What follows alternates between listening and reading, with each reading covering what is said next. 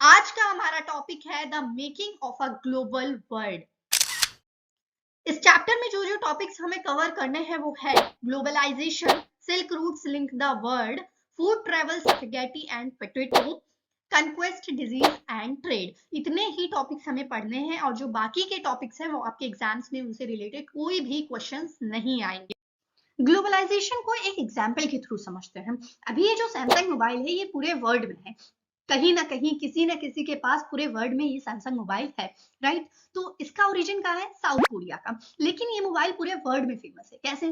क्योंकि जो हमारी कंट्रीज होती हैं वो एक दूसरे से कनेक्ट होती हैं, उनका कनेक्शन कहीं ना कहीं होता है, ट्रेड से होता है, बिजनेस से होता है, इंपोर्ट एक्सपोर्ट से होता है, और माइग्रेशन मतलब कि जो लोग एक कंट्री से दूसरे कंट्री तक जाते हैं वहां से कनेक्शन बनता है दो कंट्रीज या पूरे वर्ल्ड की कंट्रीज के बीच में।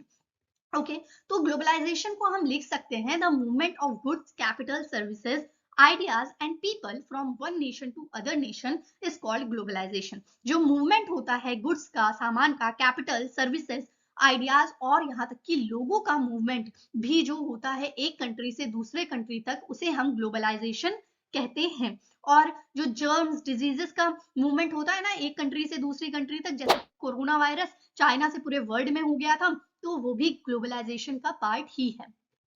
ये जो ग्लोबलाइजेशन टर्म है ये हमारे लिए कोई नया टर्म नहीं है, ये बहुत पहले से होता आ रहा है। बस डिफरेंस ये है कि प्रेजेंट डे ग्लोबलाइजेशन थोड़ा सा ज्यादा एडवांस्ड हो गया है। पहले के लोग, ट्रैवलर्स, ट्रेडर्स, प्रीस्ट, पिलग्रिम्स, बहुत लॉन्ग डिस्टेंस ट्रेवल करते थे वेरियस पर्पसेस के लिए, जैसे कि नॉलेज, अपॉर्चुनिटीज, स्पिरिचुअल फुलफिलमेंट। और अब जब ये ट्रैवल करते थे तो अकेले तो ट्रैवल करेंगे नहीं, अपने साथ कुछ चीजें भी लेंगे, जैसे कि गुड्स लेते थे, मनी लेते थे, स्किल्स, आइडियाज भी एक कंट्री से दूसरे कंट्रीज तक जाते थे, इन्वेंशंस भी जाते थे, और यहाँ तक कि जर्म्स एंड डिजीजेस भी जाते थे। और तो और हमें ग्लोबलाइजेशन के कुछ एविडेंस भी मिलते हैं, जैसे कि इंडस वैली सिविलाइजेशन और प्रेजेंट डे वेस्ट एशिया के बीच में हमें कोस्टल लिंक देखने को मिलता है 3000 BCE से, मतलब बहुत पुराने समय से। कोस्टल लिंक का मतलब है समुद्री रास्ता। तो पहले के लोग इसी से ट्रेड किया करते थे, मतलब इसी रास्ते के through.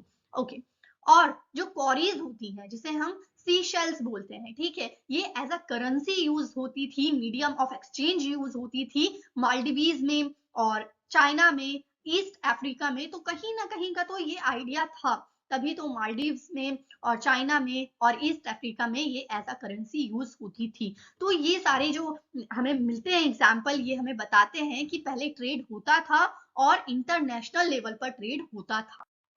Silk routes link the world. Silk route कोई एक रूट नहीं था, नेटवर्क ऑफ रूट था जो कि कनेक्ट करता था एशिया को, यूरोप को और अफ्रीका को। सिल्क रूट का एग्जिस्टेंस क्रिश्चियन एरा से पहले से था और 15th सेंचुरी तक इसका एग्जिस्टेंस बना रहा था।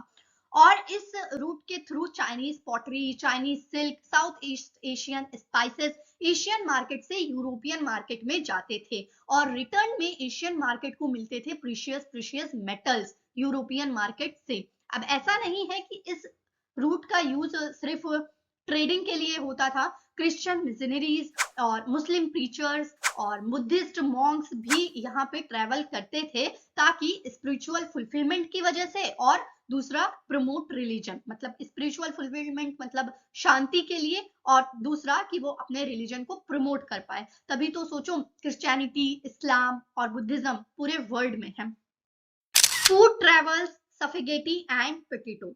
जब लोग एक कंट्री से दूसरे कंट्री जाते थे, जब वो अपना रिलीजन प्रमोट कर सकते हैं तो खाना क्यों नहीं प्रमोट कर सकते हैं, तो वो खाना लेकर जाते थे।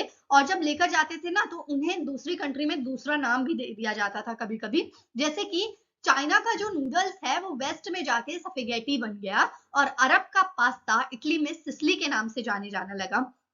और अभी इंडिया में हम रह रहे हैं, ठीक है, पोटैटोज, ग्राउंडनट, मेज, टोमेटोज, चिलीज, स्वीट पोटैटोज पहले किसी को पता ही नहीं थे। मतलब अगर 500 साल पहले चले जाओ तो किसी को पता ही नहीं थे ये ऐसी भी कुछ खाने वाली चीजें होती हैं। वो तो जब क्रिस्टोफर कोलंबस ने वास्ट कॉन्टिनेंट अमेरिका का डिस्कवरी किया तब यूरोप में और एशिया को पता चला कि ऐसे भी कुछ फूड्स होते हैं।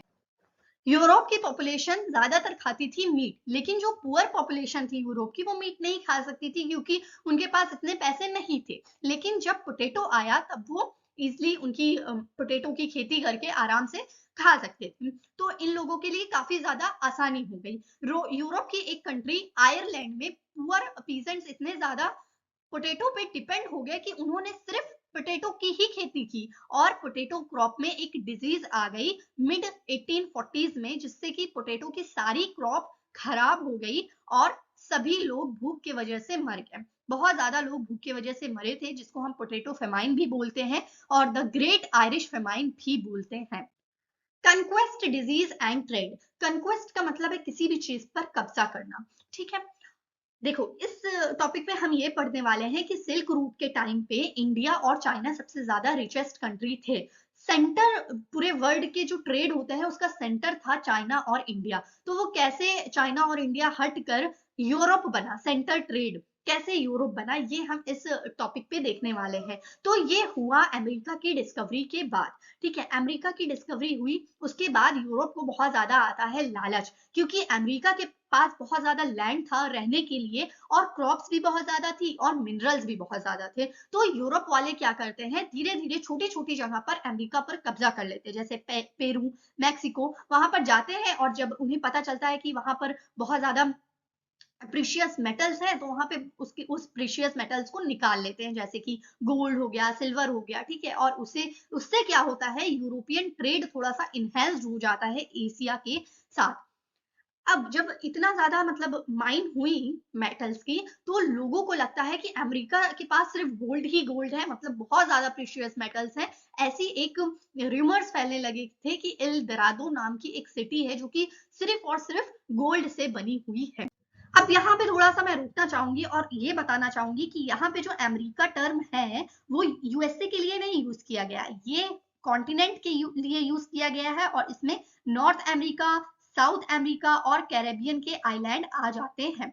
ओके, तो ये यूएसए के लिए यहाँ पे ये टर्म नहीं यूज किया गया है। पोर्टुगीज और स्पेनिश लोग चाहते हैं कि वो कोलोनाइज कर ले अमेरिका को मिड 16th सेंचुरी में, लेकिन इसमें से स्पेनिश लोग कॉन्कर कर पाते हैं, मतलब कि अमेरिका पर कब्जा जमा पाते हैं। वो कोई मिलिट्री का यूज नहीं करते हैं, हथियार का यूज नहीं करते हैं, वो जर्म्स का यूज करते हैं, स्मॉल पॉक्स के जर्म का यूज करते हैं। जैसे कि अमेरिका पहले से ही काफी ज्यादा डिस्कनेक्ट था पूरे वर्ल्ड से, तो उन लोगों की इतनी ज्यादा इम्यूनिटी स्ट्रांग नहीं थी, तो स्मॉल पॉक्स के जब जर्म्स उन पर अटैक करते हैं तो फिर उसमें से बहुत लोगों की डेथ हो जाती है और जो कुछ बचते हैं तो उन्हें खुद की कॉन्टिनेंट में ही काम करवाया जाता है। और फिर भी मतलब जब कब्जा कर लेता है यूरोप, फिर भी ये काफी ज्यादा प्रॉब्लम से जूझ रहा था 19th सेंचुरी में, जैसे कि पॉपुलेशन, डिजीज, पॉवर्टी और यूरोप में उस वक्त रिलीजियस कॉन्फ्लिक्ट भी हुआ करते थे। और इसी के बाद मतलब जब उसने अमेरिका को कॉलोनाइज किया उसी के बाद ही पॉवर्टी यूरोप से गई। 18th सेंचुरी तक इंडिया और चाइना रिचेस्ट कंट्री थे पूरे वर्ल्ड में, और चाइना सेंटर था, वर्ल्ड ट्रेड का जो सेंटर था वो चाइना था। लेकिन जब चाइना आइसोलेट हो गया, मतलब कि वर्ल्ड ट्रेड से पीछे हट गया, तब अमेरिका का इंपॉर्टेंस बढ़ गया, और जब अमेरिका का इंपॉर्टेंस बढ़ गया तो सेंटर वर्ल्ड ट्रेड का बन गया यूरोप। तो यहीं तक हमारा टॉपिक था, और जो आगे हमारा टॉपिक नहीं है, मतलब आगे हमने नहीं पढ़ना है क्योंकि उससे रिलेटेड एग्जाम्स में क्वेश्चंस नहीं आने वाले हैं।